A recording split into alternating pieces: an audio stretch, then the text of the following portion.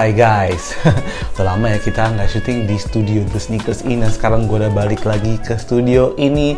Sebelum gue bahas semua yang akan gue kasih tau di video ini, welcome back to The Sneakers.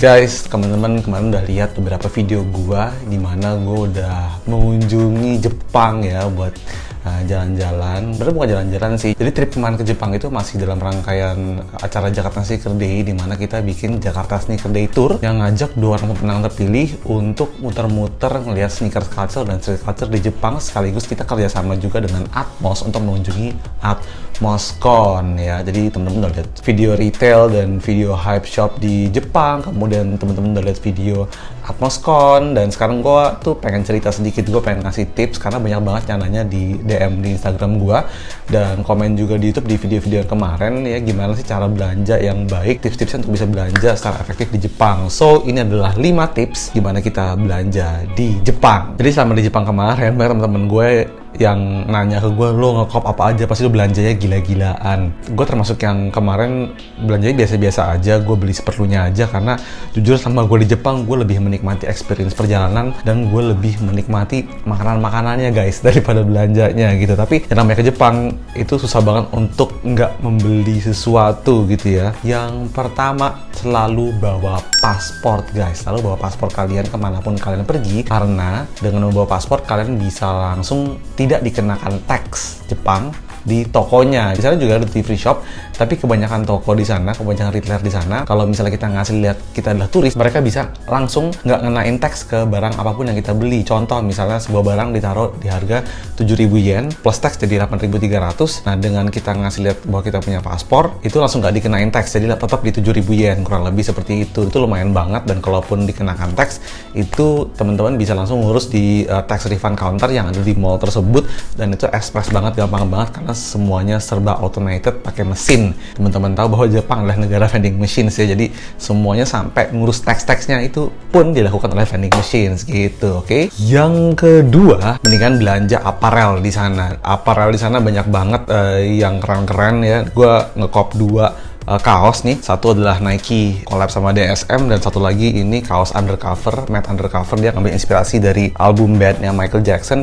Ini dua-duanya ya, satunya tuh 7.000 yen atau sekitar 800.000 rupiah untuk sebuah kaos collab Nike Lab ini. Dan Matte Undercover itu lumayan menurut gua harganya oke, karena di beberapa website retail kayak di HBX itu gue lihat harga Matte Undercover ini nyampe ke 150 US dollar, which is ini harganya cuma setengahnya gitu. Jadi dan ini tuh retail harga bener di sana. Jadi untuk apparel beberapa tuh lebih murah ya guys ya di sana gitu, daripada teman-teman harus beli online di negaranya dan dikirim ke Indonesia. Jadi tips gue adalah kalau beli sepatu atau beli apparel, gue sih akan lebih nyarankan untuk beli apparel. Yang nomor 3 ya. Nah, tips ketiga, karena di sana banyak banget barang-barang yang khusus dikeluarin di Jepang.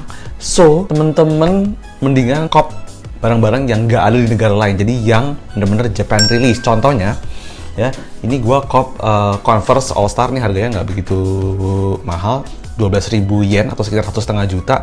Tapi ini adalah All Star made in Japan ya. Gue akan review ini nanti kenapa ini begitu eksklusif, tapi ini nggak keluar di negara lain. Nah jadi item-item seperti ini yang teman-teman wajib cari di Jepang dan diprioritaskan untuk di cop, rather than item-item yang mungkin ada di negara lain atau mungkin jangan-jangan ada juga di Indonesia. Mendingan prioritasin ke item-item yang memang nggak ada di negara lain, yaitu item-item yang Japan release. Ada Converse made in Japan, ada Vans Japan release. Aduh banyak banget deh, teman-teman bisa langsung cari aja kalau teman-teman jalan-jalan ke sana. Nah, tips nomor 4 adalah teman-teman kalau pergi ke sana itu gue rasa sekarang nggak perlu repot-repot bawa cash nukerin di Jakarta, bawa yen yang banyak ke Jepang, karena teman-teman sekarang banyak bank yang udah naro Mastercard atau Visa logo di debit cardnya mereka, dan itu kursnya ngikutin kurs setiap hari. Gue sendiri itu di sana pakai BCA dan gue pakai Genius ya.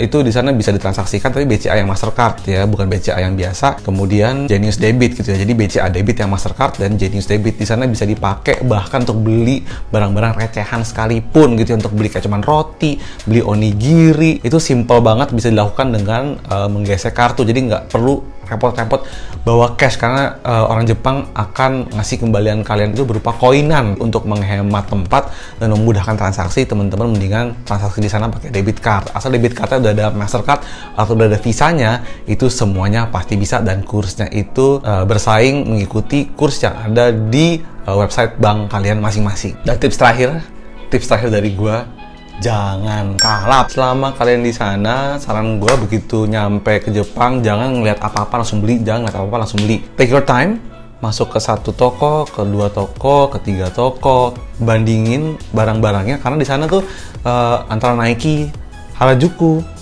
dengan Nike Lab itu barangnya totally different. Tapi kita nggak mau nyesal udah beli di Nike yang ini atau ada barang yang lebih keren di Nike yang ini. Jangan sampai seperti itu. Dan kemudian begitu pula dengan salah satu retailer terbesar di Jepang, yaitu Atmos ya. Kadang-kadang antara Atmos yang ada di Harajuku dan Atmos yang ada di Omotesando, begitu pula dengan Atmos yang ada di Shinjuku atau Shibuya, itu koleksinya kadang-kadang berbeda dan size-nya berbeda-beda. Mungkin kalian nggak akan nemu size 8 di Shinjuku, tapi kalian akan nemu size 8 di Atmos Shibuya misalnya seperti itu. Jadi jangan kalap, pelan-pelan aja ya. Make sure kalau kalian mau belanja aja di 2 hari terakhir misalnya seperti itu, dimana di hari-hari lainnya kalian lebih lihat-lihat, lebih kayak milih mana yang cocok, ngebanding-bandingin dulu harganya. Jadi jangan kalap ya, just enjoy your trip, enjoy the moment. Mendingan jalan sambil nyemil-nyemil, sambil lihat-lihat santai-santai ya, baru di-decide terakhirnya kalian kira-kira akan cop apa dari Jepang ya. Dan ini sebagai tambahan aja, teman-teman banyak yang nanya kira-kira kalau dibawa ke Indonesia tuh kena pajak atau enggak. Nah, pajak untuk hand carry masuk ke airport Indonesia adalah $500 di masing-masing itemnya. So jarang banget ada sepatu yang nyampe $500 karena rata-rata sepatu itu harganya di 1,5 juta ya, harganya di 2 juta ya. Kayak gue ngekop 2 sepatu ini adalah Air Huarashi Zip, nanti gue akan review. Dan tadi gue udah mention ini adalah Converse Chuck Taylor made in Japan. Ini dua-duanya itu nggak nyampe 1,5 juta, ini murah banget dan ini membuat kita nggak kena pajak begitu kita masuk ke Indonesia, kecuali kalian beli barang-barang mewah kayak jam yang sampai 300 juta misalnya, atau barang-barang elektronik gitu ya, itu perlu diklaim ketika kalian masuk ke airport di Jakarta. Tapi kalau misalnya barang-barangnya di bawah $500 ya, ini masih kena bebas pajak. So ya gitu aja dari gua ya, kira-kira semoga tips-tipsnya berguna buat kalian ya. Kalau ada kurang-kurang atau ada tips yang kira-kira teman-teman bisa kasih ke gue ya, ke kita semua, please tinggalin di comment section di bawah. Karena di sini kita belajar sama-sama gitu guys ya. Gue Anugrah Aditya, follow Instagram gue @aditya_logy for daily fit, dan sampai ketemu di episode The Sneakers selanjutnya. Nanti gue review tuh 2 sepatu yang tadi. Oke guys, bye guys.